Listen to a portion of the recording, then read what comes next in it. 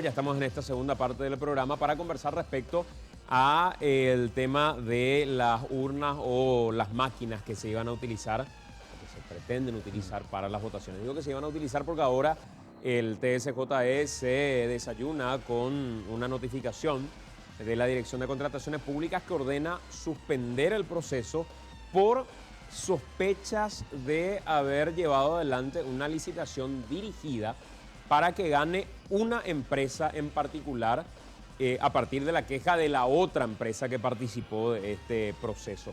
Y nos acompañan para hablar de eso el director de informática del Tribunal Superior de Justicia Electoral, Fausto von Streber.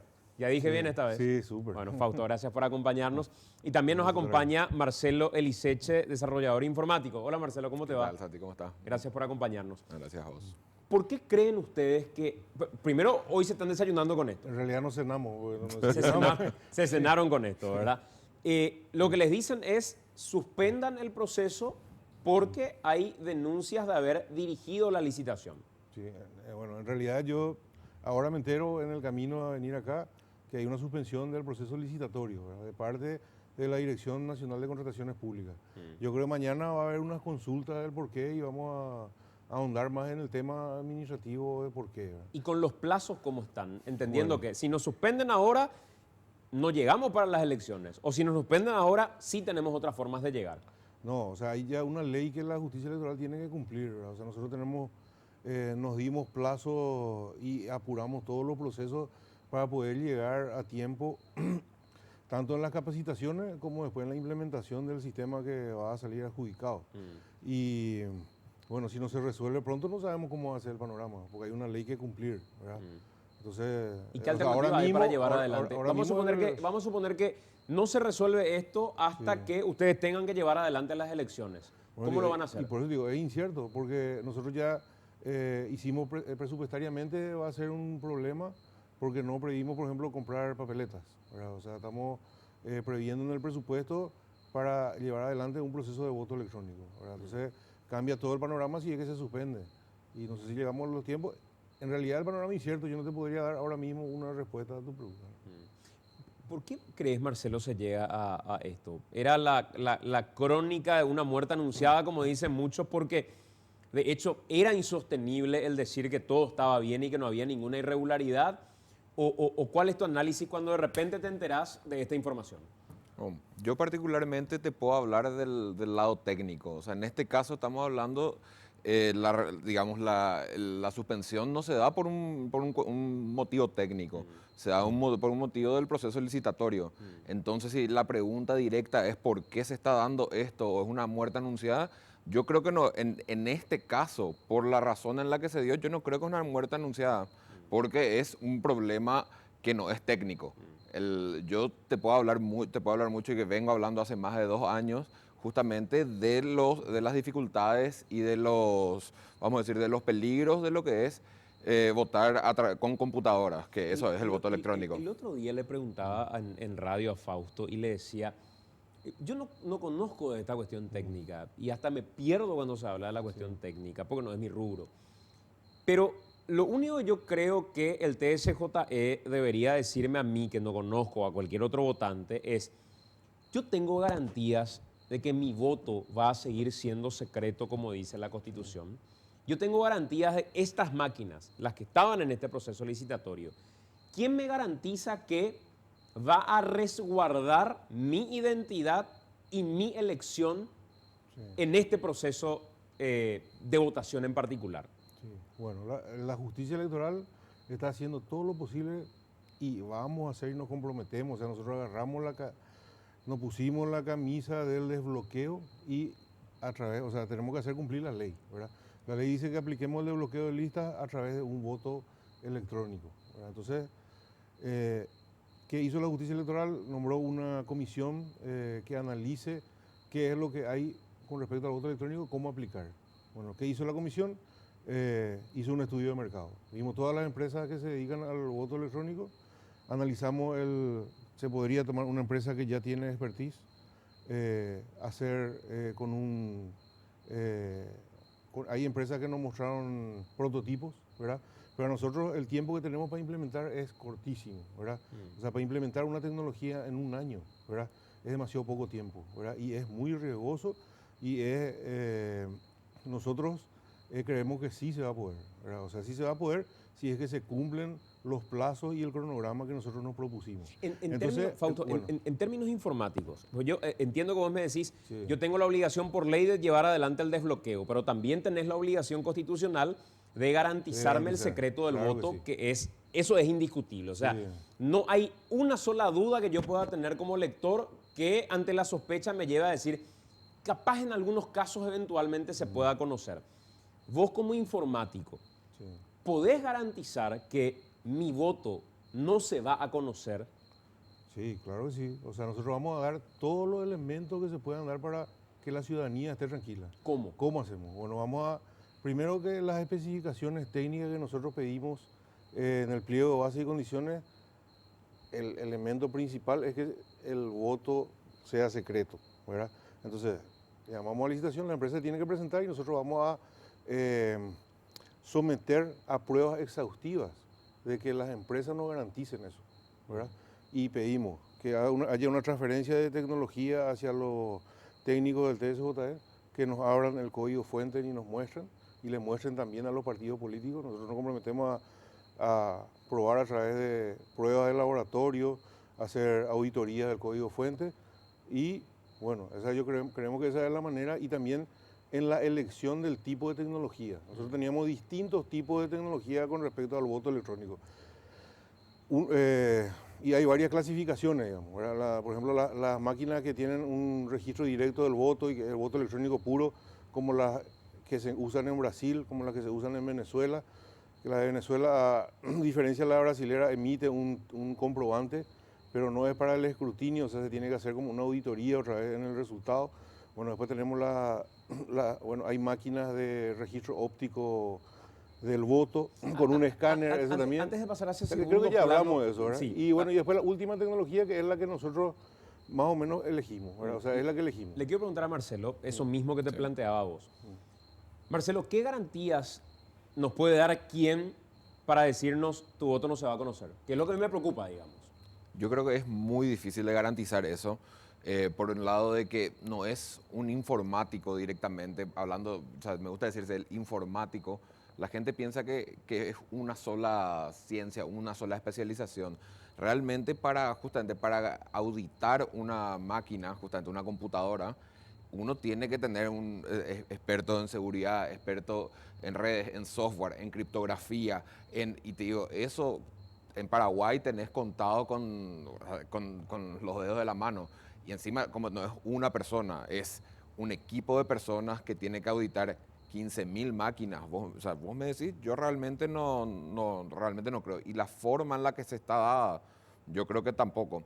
Porque en este caso, o sea, hay un protocolo, o sea, acá justamente el TCJD dice, vamos a hacer todas las pruebas exhaustivas, vamos a hacer todo eso, pero bueno, ¿dónde está el protocolo? ¿Qué pruebas se van a hacer? O sea, eso, o sea, no es que ellos te tienen que demostrar que ellos te pueden demostrar la operativa, pero uno tiene que hacer, o sea, para hacer una auditoría, lo que es una auditoría de riesgo, es otro el proceso, y el hecho de que, o sea, vos me decís, que el código fuente se le va a mostrar al Tribunal Superior de Justicia Electoral y a los partidos, para mí es insuficiente. O sea, tiene que ser a toda la ciudadanía. O sea, ¿por qué yo no voy a poder auditar la forma en la que mi voto se va a sumar? ¿Por qué no voy a poder auditar la forma en la que se va a imprimir mi voto? O sea, yo creo que me están quitando un derecho constitucional a mí cuando justamente se limita de esa manera. Y en el caso justamente... el tema justamente, estas empresas tienen ya un historial complicado en ese sentido. O sea, en Argentina hasta ahora Smartmatic no mostró, o sea, tipo, no dejó que se audite el código fuente, y las veces que se hizo lo mostró proyectando en una pantalla. Y eso no funciona así. O sea, uno agarra, para hacer esto uno tiene que hacer pruebas exhaustivas, tiene que probar, o sea, es lo que se llama así, pruebas de penetration test, hay muchas cosas que se pueden hacer, que se tienen que analizar. Se tienen que analizar no solamente el código fuente, ese sería tipo lo mínimo. Después uno tiene que analizar los componentes, tiene que analizar si es que uno quiere dar una garantía mayor. Y la forma en la que en la que se dio este proceso, yo creo que no es suficiente. Y no digo que necesariamente sea culpa del Tribunal Superior de Justicia Electoral. O sea, yo creo que el proceso, la forma en la que se encaró esto desde el Congreso es bastante irresponsable. O sea, el tiempo que le dieron también para implementar, inclusive para hacer el pliego o para hacer las investigaciones, yo creo que no es suficiente. O sea, esto debería haber sido un proceso que involucra a toda la ciudadanía, que se hagan pruebas. Si me dicen que que el desbloqueo es solamente posible con voto electrónico, bueno, hagamos las pruebas, demostrame que solamente es posible de esta manera. En cambio, tenés otros países que tienen desbloqueo sin voto electrónico, entonces, bueno, ¿por qué no empezamos a mirar eso también? En esa línea hoy te planteaba, Fausto, y te decía, el principal problema en las elecciones creo que pasa en muchos casos por las actas. Sí. Porque uno mira actas que ni siquiera entiende y llegan actas que te dicen estos fueron 10 votos y en realidad uno le pone un 0, se convierte en 100 y hemos visto casos espantosos de actas electorales. Entonces, el planteamiento que en algún momento se había hecho desde algún sector informático que creo integra Marcelo también, es decir, si nuestro problema son las actas, ¿por qué seguimos poniendo una máquina entre mi decisión como votante y lo que voy a marcar, lo que voy a votar? Cuando yo puedo seguir votando secreto sin ninguna intervención y llevar el proceso de lectura de mi voto Sí. para poder convertir en acta posteriormente. Creo que más o menos ese es el planteamiento, Marcelo, ¿verdad? Sí, o sea, yo particularmente no estoy de acuerdo en meter tecnología en la emisión del voto, pero Exacto. sí, o sea, una vez que el elector marca la boleta, deposita en una urna normal, ahí ya está garantizado En el derecho. escrutinio decís, El derecho. sí. Después, a partir de ahí, vamos a meter toda la tecnología que Claro. exista, o sea, vamos a llamarle de escáneres ópticos, puedes meter, no sé, filmación del conteo, o sea, eso ya es una cuestión de. Ahí podemos meter todo, pero una vez que garantizás el secreto del voto. Y ahí me decía Fausto Sí. que las papeletas iban a ser tan grandes Sí. que no iban a permitir ningún lector que pueda hacer ese proceso. Eso es así. Sí, bueno, nosotros analizamos en cuanto al desbloqueo para Paraguay, ¿verdad? En otros países se aplica el desbloqueo, pero la cantidad de candidaturas no es la que nosotros tenemos históricamente, ¿verdad? Por ejemplo, Colombia tiene un desbloqueo, pero ellos permiten que no haya la totalidad de candidaturas. Por ejemplo, nosotros tenemos 45 para el Senado y ellos se pueden presentar 10 o 15. Y hay hasta 7 u 8 candidaturas. Nosotros tenemos en las últimas elecciones de diputados 31 partidos, ¿verdad? Y eso tenemos que multiplicar por la cantidad de candidatos, ¿verdad? Entonces teníamos más de 1.400 y algo candidatos en una de las candidaturas en el 2018, ¿verdad? Por ejemplo, en las últimas municipales tenemos 24 candidatos para concejal, multiplicado por 17 que tuvimos, dan más de 400. Entonces 400 para armar a una hoja, si es que van a aparecer todos los nombres, va a ser enorme, ¿verdad? Entonces los escáneres no van o sea, se va a complicar otra vez. Y otra vez poner un escáner es poner una máquina otra vez. Tener que confiar también otra vez en la máquina, ¿verdad? O sea, si es la teoría de confiar en la máquina y en el software que hace el conteo, vas a tener que también confiar en la máquina que hace el escrutinio ¿Qué decía informatizado, eso? ¿verdad? Al tamaño de Hay- la papeleta y a las máquinas. Pero es un tema que no escapa al nuestro análisis que tuvo la justicia electoral. ¿Te acuerdas que nosotros tuvimos varios debates? Y nosotros ya tuvimos, por ejemplo, un prototipo de hacer un escrutinio informatizado con tablets, ¿verdad? En el Uruguay ahora aplicaron. Por ejemplo, se adelantaron a nosotros, ellos tuvieron un escrutinio en la mesa con tablets, ¿verdad? Hicieron un software donde la tablet les sirvió como una calculadora. ¿Qué decía Bueno, eso, Marcelo? en ese sentido, creo que justamente vamos a separar primero por partes. La parte del tamaño de la papeleta. El tema es que, claro, o sea, si pensamos, o sea, no existe un solo tipo de papeleta de votación. O sea, no es que en esos países figura la foto de todos los candidatos y de todos los, sino realmente es justamente otro formato. Para eso se aplica el diseño. O sea, por ejemplo, en el de Colombia figura, por ejemplo, cada partido, ¿verdad? Y no te figura el nombre, te figura el número del candidato. O sea, eso es algo que sí, uno tiene que saber. Pues son justamente cosas que se hacen. Son, vamos a decir, educación también que se le hace al elector. O sea, hay formas que con diseño no hace falta que estén los 400 nombres ahí. O sea, vos podés tener directamente en una parte de lo que sea, digamos, el número de lista y en otro lado el número del integrante. Y ahí inclusive vos podés llegar a meter tecnología de asistencia. O sea, vos podés llegar a tener, por así decirlo, te digo algo que se me ocurrió, pero vos podés tener ahí una pantalla aparte que vos decís, bueno, si marco esto y esto, ¿es el candidato que quiero o no? Y realmente entonces vos marcas bien y te asegurás que está.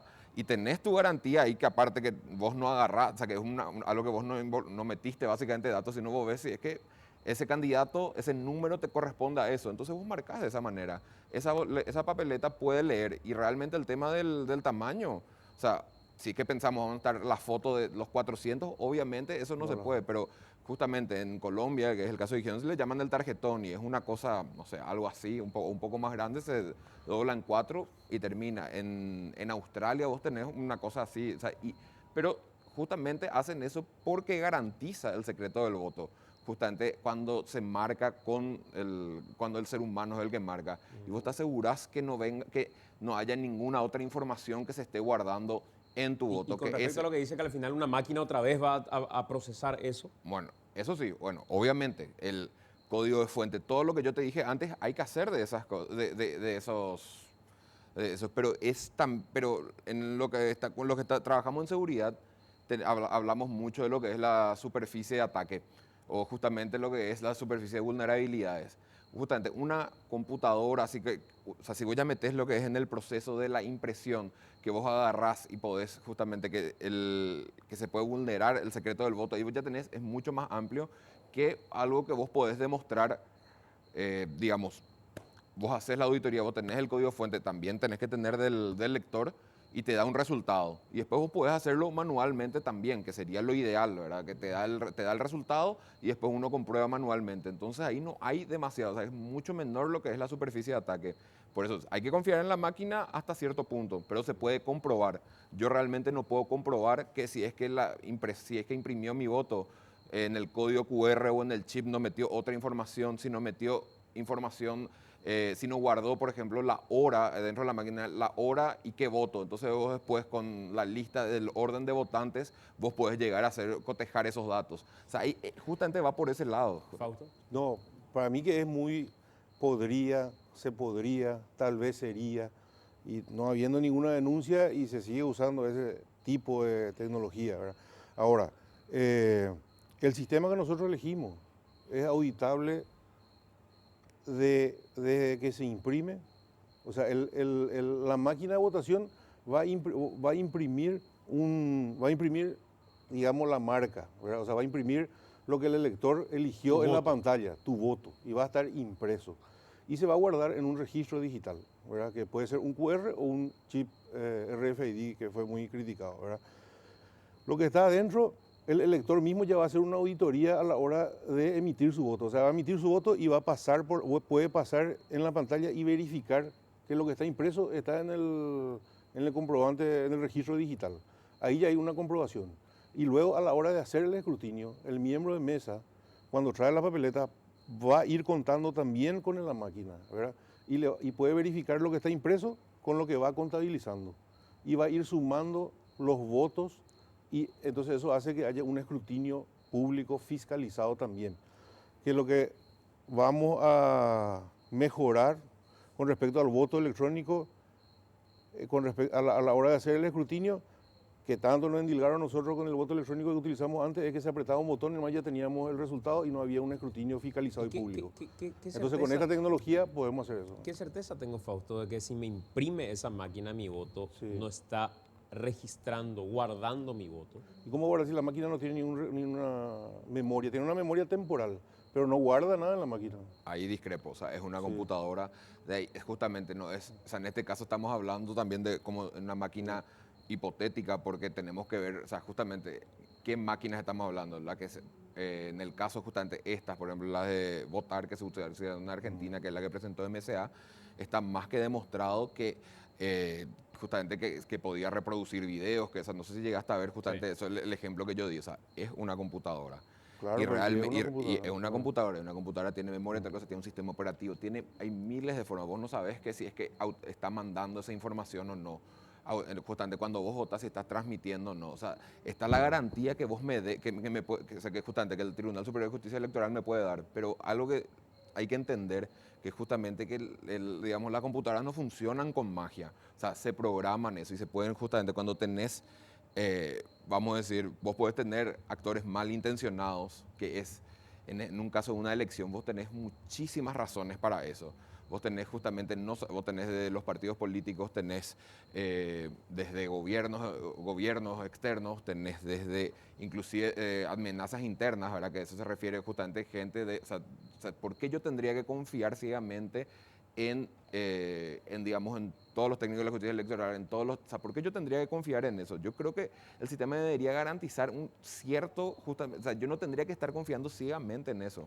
Y volviendo al punto de que justamente las computadoras no funcionan como magia, lo que se hace, o sea, cuando vos decís, bueno, vos podés comprobar qué tal cosa, hay muchas situaciones, y ya que no le gusta hablar de un podría ser, el caso, si es que no conoces el caso de Volkswagen, que es con el tema de las emisiones de smog, que justamente, ¿qué hicieron? Ellos programaron que cuando se detecte que se está haciendo una prueba de eso, reduzca las emisiones, pero después podía ser. Y eso hicieron todo con software, o sea, hicieron justamente que pase las pruebas, o sea, que en el sentido que uno puede hacer que cuando las 5 máquinas que le pidieron para hacer las pruebas y demás, que uno puede hacer que eso agarre y falsee el resultado, o sea, o sea, ponerle que te diga que esté bien, pero en el día, en la hora de la verdad, no. Y lo mismo con el cerebro. O sea, tipo, eso, justamente, el tema que acá tenemos que hablar, porque, o sea, me hablan mucho de decir justamente, pero eso puede ser un podría, pero justamente es el tema, o sea, es lo que se trata O de sea, seguridad que estamos informática. sembrando desconfianza ya antes de que empiece el proceso. Pero yo creo que eso es válido. Sí, O claro sea, que es partir válido. de la Pues justamente, desconfianza o sea, es válido. de Marcelo tiene una desconfianza. Nosotros tenemos que darle a la ciudadanía que no haya más esa desconfianza. Claro, ¿verdad? Al ¿cómo- aplicar cómo- la tecnología. Y ahí, ¿verdad? ahí viene el Y eso punto que no. para mí es fundamental. Sí. Yo creo que es válido que la ciudadanía parta de la desconfianza, ¿verdad? Bueno, Creo sí. que es doblemente válido cuando lo advierte un sector que se dedica a la cuestión informática Sí. y que dice esto es manejable y vulnerable, ¿verdad? Pero donde creo que siembra más desconfianza, Fausto, es en Argentina. El fenómeno que se dio es que le pidieron a esta empresa que muestre el código fuente. Y se abrazaron de cuestiones legales para decir, nosotros no podemos mostrar, y terminaban mostrando cualquier cosa.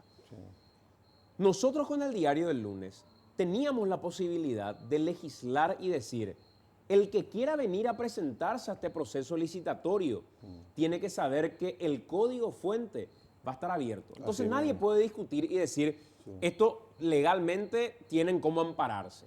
Sí, así mismo. Hoy te preguntaba si la verificación que va a hacer el TSJE va a ser una verificación abierta a toda la ciudadanía. Sí. Y me dijiste que no, que lo van a No, hacer los para el- técnicos para del el- TSJE para el- y lo van a hacer los partidos. Para el proceso licitatorio. No. Y después también, sí, claro, se le va a involucrar a los apoderados técnicos de los partidos. Claro, Sí. pero entonces, si los apoderados técnicos tendrán sus representantes, Sí. pero ¿por qué si es un proceso que pretende dar confianza, la puerta va a estar cerrada a otros actores? No está la puerta cerrada. Pero, claro que no. pero me estabas diciendo Bueno, que solamente es, van a ir los es un partidos. proceso normal para que no se llene, no sé, no se va a hacer en un estadio la muestra de código fuente. Así Marcelo y su organización se quieren ir, bienvenidos. No, claro que le podemos ahí dar. creo que ya está el problema, está hablando de la muestra de código fuente. No, es la muestra de código fuente, es entregar, es poder descargar, es probar. Se puede hacer en ambientes controlados, eso es cierto, ¿verdad? Ahí Pero hay bueno, un tema de seguridad otra vez. se puede empezar a, justamente, y la seguridad, justamente lo que yo estoy apuntando es la seguridad a través de la transparencia, no lo que es seguridad a través de la oscuridad, que es justamente ocultando. Eso es algo que ya a nivel de lo que es, en lo que es seguridad informática está totalmente descartado lo que es seguridad a través de la oscuridad, o sea, a través de tratando de esconder, sino al revés, es dando las garantías, es mostrando cómo se hace, y ahí está el tema, o sea, no, o sea, otra vez tenemos que estar, yo creo que la ciudadanía no tendría que estar, o sea, que estar básicamente a una élite o básicamente a un grupito de personas, tienen que estar confiando ciegamente. En el caso de Argentina, justamente, inclusive, o sea, en el caso de Argentina es muy interesante, ¿por qué? Porque alguien filtró el código fuente de las máquinas de MSA. Y entonces ahí se pudieron hacer, o sea, se pudieron hacer, o sea, la gente pudo hacer, la comunidad técnica pudo hacer las pruebas. Y esa máquina, ese software ya había pasado por 2 auditorías, una de la UBA, otra de la Universidad Técnica, no creo si era de Córdoba, realmente tendría que ver, y no encontraron vulnerabilidades. Y después justamente alguien de la comunidad de seguridad informática en Argentina, en 2 horas encontró justamente lo que se llama lo que le llamaron el ataque multivoto, que era, en este caso estamos hablando de las boletas que tenían el chip RFID, y justamente que había un problema en la forma en la que contaba en la máquina. Entonces podía agarrar y en una boleta cargar 20 votos, hasta 20 votos. Entonces, ahí está el tema donde yo digo, ¿por qué? O sea, ¿por qué lo ideal es reducir la superficie de ataque? Vamos a tratar de garantizar por el simple hecho de que no se pueda hacer Pues creo que todo directamente. lo que buscamos garantías. Claro que sí, totalmente. Sí. Así es. Por Pero eso. yo no veo, o sea, hasta ahora, por ejemplo, se usa esa tecnología en Salta, no se probó nunca que hubo esos ataques, ¿verdad? O sea, yo no te puedo defender ahora mismo porque ahora estamos en un proceso licitatorio y vamos a probar la tecnología. O el tipo de tecnología es lo que a nosotros nos pareció muy interesante y creemos que vamos a poder darle la seguridad a la ciudadanía con respecto a que el voto va a ser secreto, el escrutinio va a ser público y vamos a poder cumplir la ley con el tema del desbloqueo a través de este tipo de tecnologías. ¿Qué perfiles y cuánta gente, técnicamente hablando, hace rato Marcelo hablaba de ciertos perfiles técnicos, creo que citabas Programadores. Sí, primero, expertos en seguridad, o sea, tipo gente preparada en seguridad, gente que entienda de criptografía, gente que entienda de software y sobre todo gente que entienda de hardware, que es lo que más falta acá. En el plantel del TSJE, Sí. ¿tienen ustedes gente especializada en estos rubros? Sí, claro, tenemos un departamento de análisis de sistemas, tenemos un departamento de infraestructura, Nosotros ya tuvimos la experiencia también con el voto electrónico. ¿Quién es con la algún brasilera. experto en criptografía, por ejemplo? Con en la el TSJE? criptografía no lo tenemos. Yo de ahí justamente vuelvo a discrepar, justamente es muy específico el conocimiento, tipo, hay muy pocos profesionales en Paraguay. O sea, es más, si es que si te querés ir, la dirección de ciberseguridad del MITIC, la última vez que pregunté tenía 3 funcionarios, incluyendo la directora. O sea, que independientemente de o sea, yo no dudo de su capacidad, pero el volumen de 15.000 máquinas, o sea, es imposible estar pidiendo eso. Y justamente yo déjame que dude que el Tribunal Superior de Justicia Electoral tenga gente especializada para ese tipo, que te pueda, por así decirte algo, que te pueda analizar el firmware del hardware de un chip de la máquina, de la parte que imprime. O sea, realmente eso es algo justamente muy específico que yo particularmente no creo que tengan. Y de lo que hablaron antes justamente pero esto no se comprobó, ¿cierto? Es muy difícil comprobar que haya una vez que ya se realizó o no, o sea, que se haya utilizado, que se haya vulnerado o no, es muy difícil de analizar así el después. Justamente por eso es lo que se trata de hacer, lo que es la seguridad preventiva. O sea, vamos a tratar de evitar que esto no se pueda. Y un punto más, justamente lo que había dicho Fausto, con la experiencia de las urnas brasileras. Justamente, las urnas brasileras cuando en el 2002, 2003, que se hicieron en las internas y en las intendentables, si no me puedes corregir, en esas eran. Esas urnas, justamente, en Brasil tienen, la comunidad técnica viene auditando y todas las veces que se auditó encontraron vulnerabilidades. Inclusive, o sea, te iba hablando, en el 2010, en el 2012, 2014, 2017, si no me equivoco. Entonces yo te puedo asegurar que cuando se votó en el 2002, 2003, se votó con unas urnas vulnerables. Pero no te digo que se hayan vulnerado. En Brasil hay más de 100.000 personas que votan con la urna. Y vos le quitas a los brasileños la urna y va a ser un caos, porque ellos es totalmente desbloqueado, ¿verdad? Te agradezco por tu participación. Marce, gracias por acompañarnos. Gracias por invitarme.